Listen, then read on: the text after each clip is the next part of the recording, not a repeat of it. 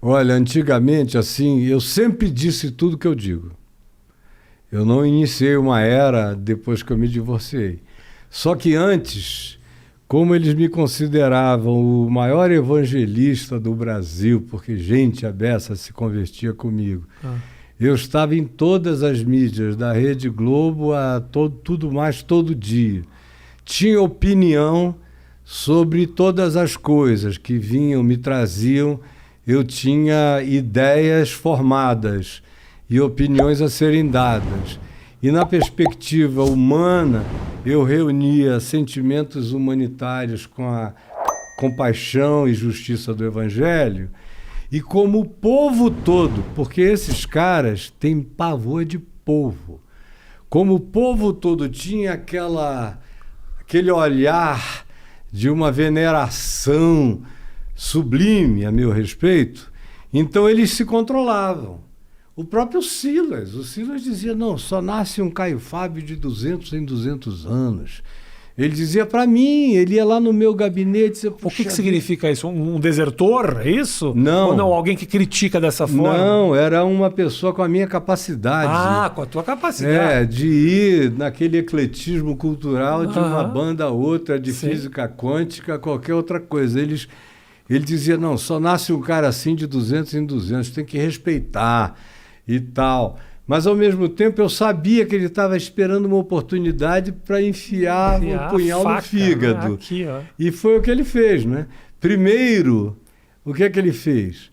Quando eu criei a Associação Evangélica Brasileira, que reuniu o maior grupo de cristãos que já foram reunidos no Brasil, todas as grandes denominações evangélicas e 65% do povo, só não veio Universal e alguns outros, porque eu também disse para o Macedo, pessoalmente, que a gente estava criando aquilo por causa dele, porque para diferenciar, porque estava tudo num pacote só como está agora.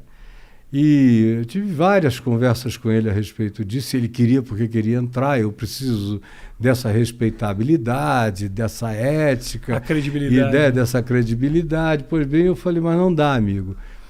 Foi tudo, e o Silas começou a se bandear para o Macedo, quando o Macedo ofereceu $40 mil por mês a ele, para ficar de plantão naquele tal de 25ª hora que tinha na Rede Record, nos anos 90, para falar mal de mim sempre que eu dissesse alguma coisa que desagradasse ao Macedo. Deus do céu. Aí ele ganhou esse dinheiro e ele ia lá, ele chegou a chorar uma vez, na minha presença. Ele chorou dizendo, Caio, eu sei que eu estou pecando contra ti, mas eu não posso perder os $40 mil. Falei, cara, cada um tem seu preço. Ele falou isso, não é que você leu isso, ele falou ele isso. Ele falou para mim isso 3 ou 4 vezes. E uma vez, um pastor aqui de São Paulo, chamado Jabes Alencar, estava com ele e ouviu ele falar. Outra vez eu tinha um auxiliar meu, Marcos Salomão, comigo, e ouviu ele falar. Outras vezes na sala, ele falou com gente ali, meu filho do lado, algumas outras pessoas, ele falou. E eu falei, olha, cada um tem seu preço. Agora, eu acho que quem tem uma relação de fato com a consciência do Evangelho, não está havendo em nenhuma perspectiva. Não estaria tomando essa atitude. Aí ele só foi fazendo, cada vez foi piorando. Quando eu me divorciei, em 98, aí para ele e para todos eles, toda essa corja inteira, não dá para eu chamar de outra coisa a não ser de corja, porque são abusadores, exploradores, lúcidos acerca da sua própria exploração. Tem uns que fazem isso por ignorância, são seres toscos, irreflexivos. Mas não é o caso deles, eles sabem o que eles estão fazendo, eles sabem que o que eles fazem não é evangelho, como eles mesmos, alguns já me disseram. O Macedo já me disse, outros já me disseram, olha, Caio, o que você ensina é o evangelho e é o certo, mas só que não dá certo. Não junta grana, deixa todo mundo livre. E eu não quero isso, eu quero grana. Eu quero competir com o Roberto Marinho, eu quero dinheiro, eu preciso de milhões. Aí nesse processo, gente que trabalhou com ele, cujos nomes eu sei, alguns estão vivos, uns 3 já morreram. Me disseram que eles foram pegar dinheiro na Colômbia, aí no meio de gente, aquele pior dinheiro possível, que a moçada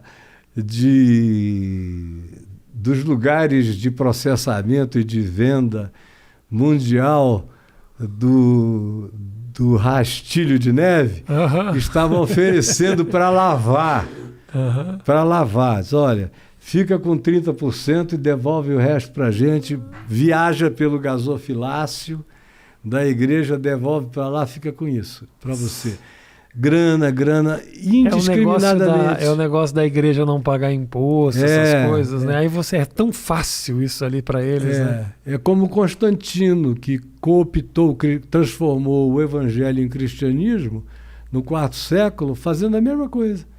Isenção de impostos, doação de terrenos, transformou os bispos pobres, perseguidos, humildes, em eminências pardas, tudo mais. Aí a gente tem o evangelho de Cristo sendo praticado com todas as relatividades humanas até o 4º século. Dali para frente acaba o evangelho, surge o cristianismo. Surge a empresa. Surge a empresa constantiniana, que é uma religião. O evangelho não era uma religião, o evangelho era um caminho de vida.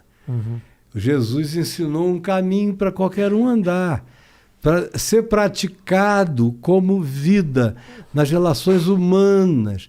Ensinou que se você quiser amar a Deus, a única maneira é amando o próximo, porque Deus não vai te dar um tchau lá de cima, nem nada. Amor a Deus a gente faz na prática. Sem nenhum tipo de controle, né? Nem de barganha, nem de coisa alguma. Aí virou a coisa em toda, emborcou. E aí o que a gente teve nesses 1.700 anos de cristianismo, primeiro a chamada Idade das Trevas, total, né? Até a Reforma Protestante.